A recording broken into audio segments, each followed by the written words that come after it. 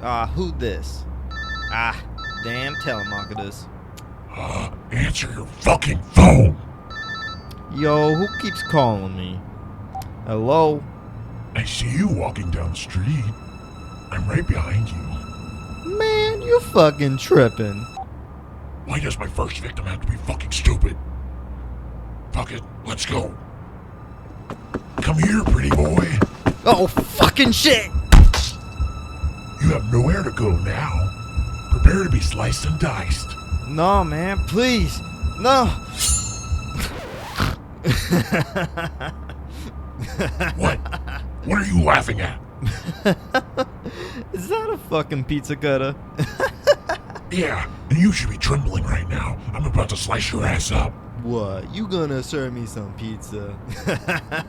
Okay, look. I worked very hard on this, you know. I took the weekend off and planned this all out. And you chose a pizza cutter. I wanted to be original. Fool, have you even killed anyone? Okay, maybe it wasn't the best choice, but it's how you use it. Okay, I'ma leave. Good luck with the whole, serial killer thing. No, wait, where are you going? Don't run away from the delivery man. Fucking delivery man. Son of a bitch. Powdered voices call out late. Crumbs of laughter seal your fate. Toast burned black where secrets hide. Podcast plays deep past midnight. Shadows flicker, can you hear it? Hello, everyone. This is the Powdered Toast Podcast. I'm Toast. And I'm Widget. Today, we're talking about horror video games and horror movies. If you stick around for part 2 of our Halloween special, you'll hear some creepy stories. Yeah, most of them are personal, our own experiences of our horrors. Let's talk about some horror games. What do you have in mind? So recently, the new Silent Hill F has just released. Ooh. And I've always been a personal fan of the Silent Hill series. It's always been a main staple in horror, I think, right along Resident Evil. I haven't played it. I've seen gameplay of it, and it looks creepy. But I will say this, the Silent Hill series has defined horror games more than any other horror game, I want to say. For sure. And I really enjoy the art and like the style of it. It's definitely creepy. Well, every monster in that game represents something about the character. Oh, really? Oh, yeah. Silent Hill 2 probably was the breakout one and the one people remember the most, especially since the remake came out, and the remake is amazing. If you haven't played it or seen anything of it, I would recommend doing that, because the remake also came out with like 2 extra endings that the studio made on their own. Nice. People love that game. Oh, yeah. And it has become a main staple in horror. The decision-making and how you get your endings is so minute and, like, detailed. Because one of the endings can be basically, oh, you have to keep looking at your photo of your dead wife over and over again to get a different ending. Like, you wouldn't think about that. But doing that and, like, avoiding fights and conflict, game-changing, in my opinion. Oh, yeah. And a lot of games have branched off about that. So I'll get into this a little later because, you know, it's mainly a movie franchise. But what really got me into horror games was the Evil Dead games, like on the PS2. They were so much fun. They were very different. Obviously, to a degree, they followed the movies. But I'll get into the movies later. By the way, this is our Halloween episode. I didn't say that. So happy Halloween, everybody. I'm wearing a Toast costume. Oh, yes. I had to get off work, so I don't have my costume. I'm sorry. That's okay. I will say this, too, though. It's not just Silent Hill. Resident Evil also. Oh, yeah, Resident Evil, yeah. That's a big one. It was such good horror, like horror action. But, like, once it went into Resident Evil 6, it became more action-oriented. But they brought it right back with... Village? Was that what you're talking about? Or is that 7? Resident Evil 6 was like the Leon story, the third-person one. Yeah. dude punching a boulder and but they brought it back when they brought out the first person.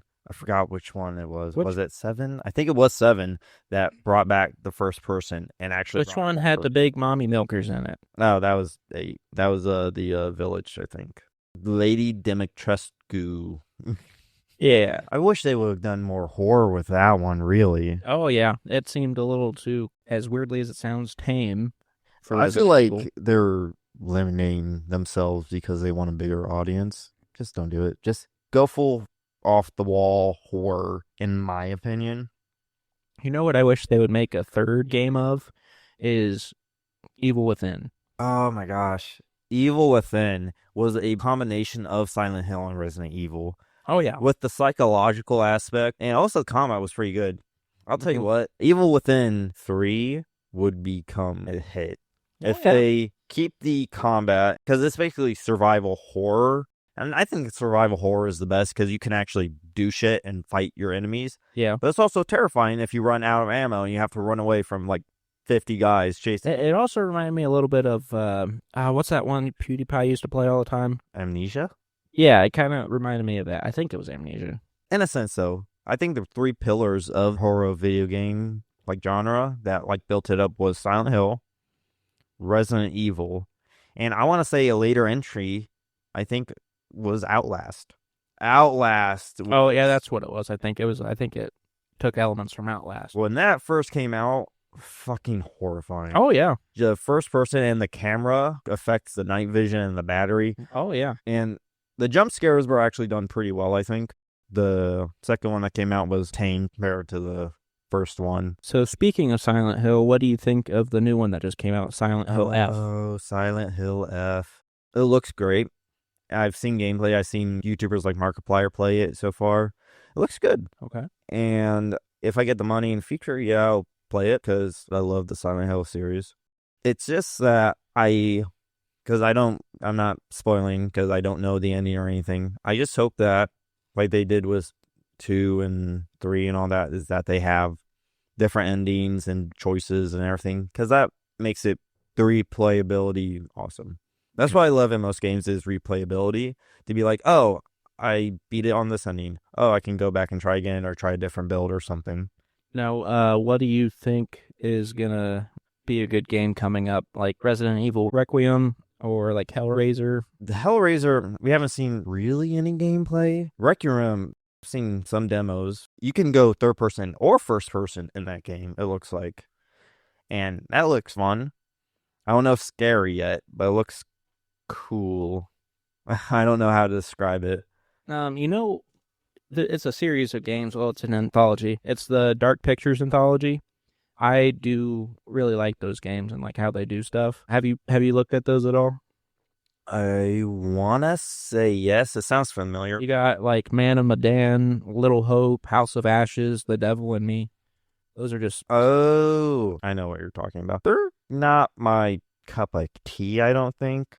You know stuff like Dead Till Dawn and how they came out with that terrible fucking movie recently? Oh, yeah. And it's like, yeah, it was good. It was like a different game for a time, but it's like choice game, like choice making where all the game is about is making choices. It can get repetitive, in my opinion, because all you do is make choices or quick time events. Okay, you've seen all the endings. That's it. You just made one single different choice. Is there any new Dark Picture games coming out? The anthology is planned to include up to 8 entries, and a feature entry called Directive 8020 is slated for 2026, so next year. Okay. I don't think they should come out with any fucking more movies. Like, oh, I got you. Until Dawn type shit and all that. Despite people saying they're bad, what got me into Silent Hill was the fucking movies. Yeah. It scared the shit out of me when I was a kid. Now I look back at it, it's like, it's a fun watch now. It might be just nostalgic glasses I have over it. That new one, Directive 8020, is actually going to be kind of different from all the rest of them. This looks like it's going to take place in the future. And it says, Earth is dying, humanity is looking for a new home. A colony ship named the Cassiopeia is sent to explore or survey a planet called Tau Ceti F. Okay. 12 light years from Earth. It's giving alien vibes. A little bit. But things go wrong. The ship crash lands and the crew is scattered, coming out of stasis, hypersleep early, and they discover they're not alone. Yeah. Their biggest threat, an alien organism. It can mimic crew members. Oh, Okay, so it's a skinwalker alien, basically. Okay. It just sounds like it could be good. Like a lot of games, you give a premise and you're like, oh yeah, that could be good, but I don't have hopes for it. I don't know any good horror movies that are coming out soon. There's so many slop horror games yeah. that people come out with. Same thing with movies. Going on a rant here, horror is the easiest, like, money-making movie and game thing you can do. But it is a fine line because it could also be the cheesiest if you don't do it right. Yeah, that's what I'm saying. It's like, if you want to make money, you can literally make a B horror film, and people will still watch it. I like Terrifier. Terrifier is... It's gory, and, they play on that cheesiness a lot. Yeah, I love Terrifier 1 and 2, and basically they create a whole new, like, villain. Oh, yeah. With Art the Clown, which is become, to be honest, at the moment, one of my favorite slasher killers, right next to Scream. Mm-hmm. The next Terrifier movie, I don't know what they'll do for it, but they keep pushing limits. I don't think they're going to do too crazy. I mean, in the last, the third one, they implied the killing of a kid, but they didn't show it on screen, which people are getting fucking insane about. They're like, oh, you can't show that. Well, they did it with it. I mean, yeah. They showed his freaking arm getting. Yeah, I don't understand why. I think it's because Art is so fucking brutal. You've seen that one bed scene in 2, and you're like... Or the dinner scene? That or the fucking one where he basically saws a woman in half through her fucking... Yeah. genitals. I think the director and also the actor who plays the clown is amazing. Oh, yeah. Literally terrifying. You have to be really good at portraying actions and feelings and whatever with no words. Yeah. I mean, it's the same thing with how Bill Skarsgård played it. Yeah. I think they're doing a TV series of that now. Yeah, I saw that. It looks way better than the movies from what I saw. Yeah. I mean, it's been like, what? That's crazy. It came, like, the remastered one came out in, like, 2016? Yeah. I'm getting old. We're all getting old. My hopes is that more quality content comes out. Here's my thing. It's better to see indie horror films or games. I feel like they do better than AAA nowadays or Hollywood. They can, because they're not looking for a big cash grab. Yeah. Well, that's where Terrifier came out of. Terrifier came out of not Hollywood and shit. They were like under a budget of like what, 19,000? Yeah, what was the first one? I know there was All Hallows Eve that he appeared in, but there was one before it I can't remember. It was like an anthology one. Yeah. And it was a different actor too. Yeah, short film The Ninth Circle in 2008. Yeah, that's what it was. So 8 years before the first Terrifier movie came out. I was like, that guy held that idea and it paid off. That clown it's like a mime and a clown mixed, basically. Yeah, that's why he's black and white. Yeah. People are getting tattoos of this guy. So you've broken into like Freddy, Jason, Chucky, all that shit, which is amazing. They had a haunted house, I think in Universal Studios that you could go to, and it was all Art the Clown stuff. I mean, one of the most iconic things I like and people get tattoos of is the one where he has those sunflower glasses. Oh, yeah. Yeah, like I said, the cheesy element, they love to play on. That's what I'm saying. It's like Damien Leon. Yeah. He's directing Terrifier 4 right now. Oh, they're making a fourth one? Yeah. Oh, hell yeah. So I'm excited for that. Hey, look, if you like blood and guts and no limits on what this guy can do, go watch it if you haven't. If you're squeamish, stay away. Yeah. It's not for you. And don't go to movies like, oh, I've heard good things about it. I don't really like blood, but let's go see Terrifier and then get pissed off about it. It's for the slaughterhouse people. Oh, yeah. Yeah, and if you like kind of like a horror comedy almost to a degree. Oh, yeah. He brings, that actor brings the comedy element in that character. Yeah. Now, pivoting here, we'll go to the Evil Dead movies. So what do you think of the 80s versions? I think Because they were B horror movies too. Yeah, they were. And then they broke out and became cult classics. Yeah, I think it got a little funny when it was the Army of the Dead one. You mean the Army of Darkness? Army of Darkness, yes. Yeah, that funny enough, that's my favorite one. My favorite one, crucify me if you want, is the remake, remaster, whichever you want to call it, of like The Evil Dead. Yeah, the new ones. Yeah. Yeah, they're making them actual horror movies Yeah, this time. dude. Yeah, I like the premise of the new ones being darker and grittier. What was it, like the 2013 or something version I really liked? What do you think of the two new ones? I feel like the first new one like remains in my head rent free compared to the other ones. Really? Yeah, because the visceral scenes that they did, especially the one with the fucking nail gun. Oh my gosh, you know what I'm talking about. Dude was literally getting shot in a nail gun, and I can feel that pain. Then the one where she had to rip her spoilers, I'm sorry, where the girl had to rip her own hand off. No cutting tools, just had to rip it off. I think the scene that bothered me the most, well, there were two in Evil Dead 2013, was when the I guess the evil or whatever captured the one girl, and they shoved the vine up her post. Well, they did that in the first one. Did they? Yeah, they did. Well, and then that the needle in the guy's eye. Oh, that one. Yeah. Anything with like needles and eyes and like sharp object with eyes, ugh. Like I'm squeamish about that. One of the things, that and teeth pulling, ugh. That scene got me in GTA 5. It wasn't even a horror game, but like when the torture scene with teeth pulling, I was like, ugh. Yeah, that's one of the only things that bothers me is like I'll purposefully watch eye surgeries just to make myself not. No. So why are you trying to build up a tolerance?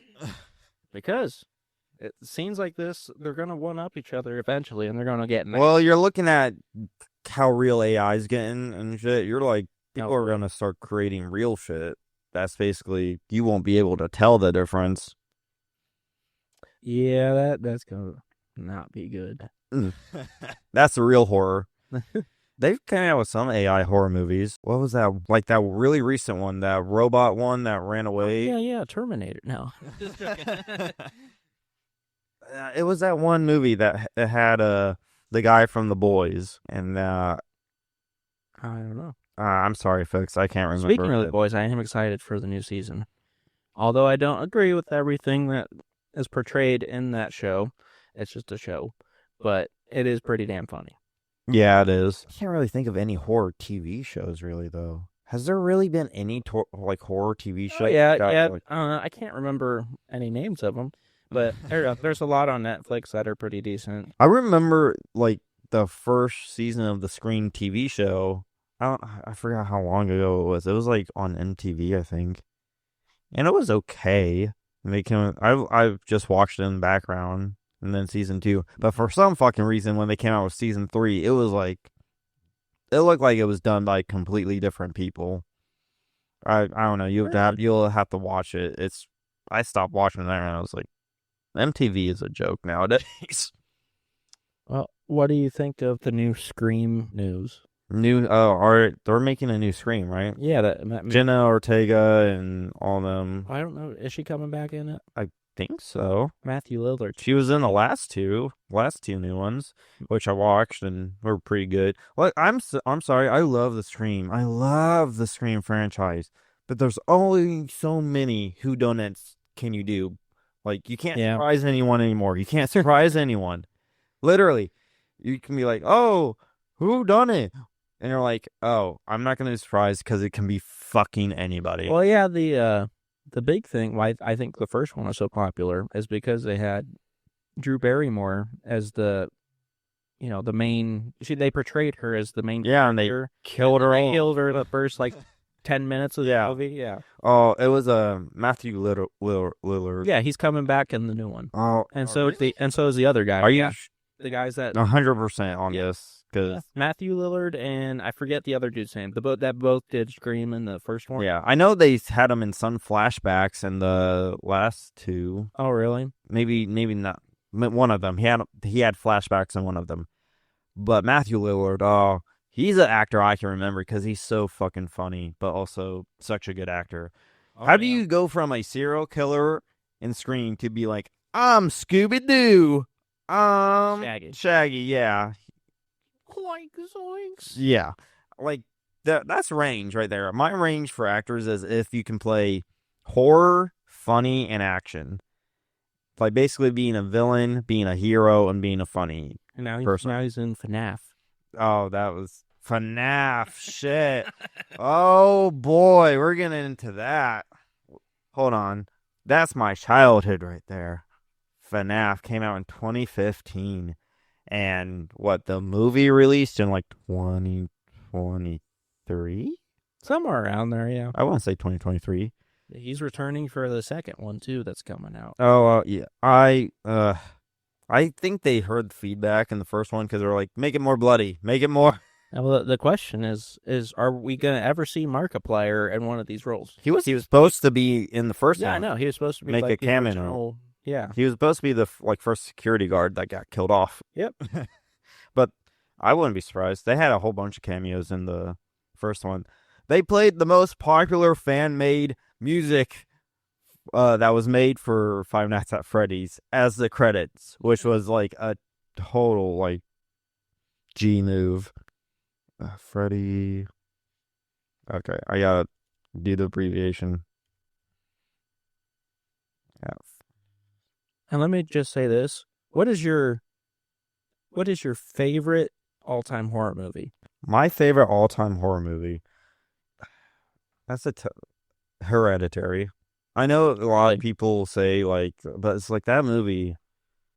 I don't know, something about it, especially the drama of her family basically falling apart. Uh-huh. Dude, that fucking car scene where she got her head like that is like out of nowhere. Well, I think my favorite horror comedy for sure is Evil Dead. But if we're just going straight horror, I think Jeepers Creepers is my favorite. Oh, It's a classic. do you know that that director or like Yeah, was I know. Everybody knows. By the way, that new one that they made, where it's like Jeepers Creepers Reborn, that was the biggest pile of dog shit I've ever seen. Oh yeah. So Five Nights at Freddy released in 2023, the movie. So Okay, when's the new one come out? new one. I think not the first one. New one. December 5th. So it's coming up. Couple months. Oh boy. So I might see it in theaters. Maybe we'll see it in theaters and review it for you folks. Anyway, so that is it for this episode. Yep, we were just talking about our favorite. Just horror in Games. general. Yeah, What we games. liked. What's coming in the future.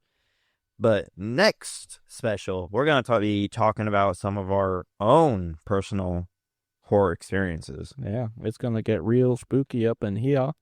All right, then. We will see you next episode. Bye. Bye. Switch on static fills the room. Whispers riding haunted gloom. Powder drifts across the tray. Hands reach out, you click play. Olden stories, dusty grain. Knives and forks scrape the stain. Stale aroma creeping slow. Turn the dial, let terror grow. Powdered voices call out late. Crumbs of laughter seal your fate. Toast burned black where secrets hide. Podcast plays deep past midnight. Shadows flicker, can you hear it? Crackle, cackle, chilling spirit. Static static kisses. Hosts don't sleep. Skeletons gather, stories creep. Tables turn, unseen eyes peer. Every bite grow in your fear. Hear the theme through the night. No comfort from the candlelight. Powdered voices call out late. Crumbs of laughter seal your fate. Toast burned black where secrets hide. Podcast plays deep past midnight. Shadows flicker, can you hear it? Crackle, cackle, chilling spirit.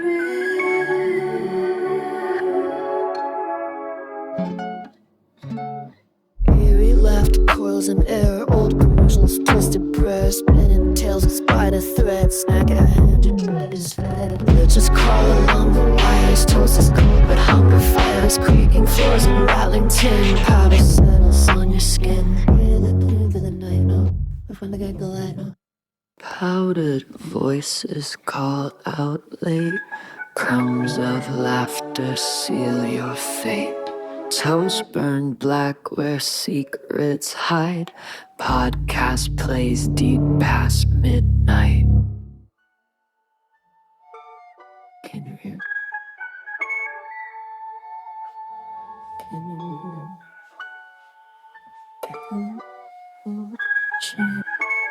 Experience.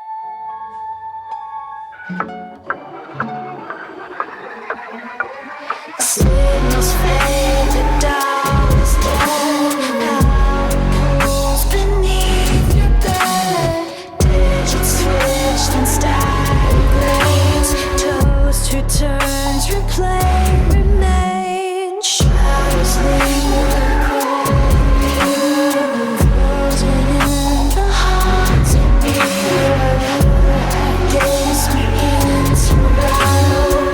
Echoes scrape like bones in battle. Powder falls in silent streams. Broken glass refracts your screams. Beneath the bulb, shimmers growing. Wasted eyes, shadows glowing. Night resets, the hum will swell. Static binds you in its spell.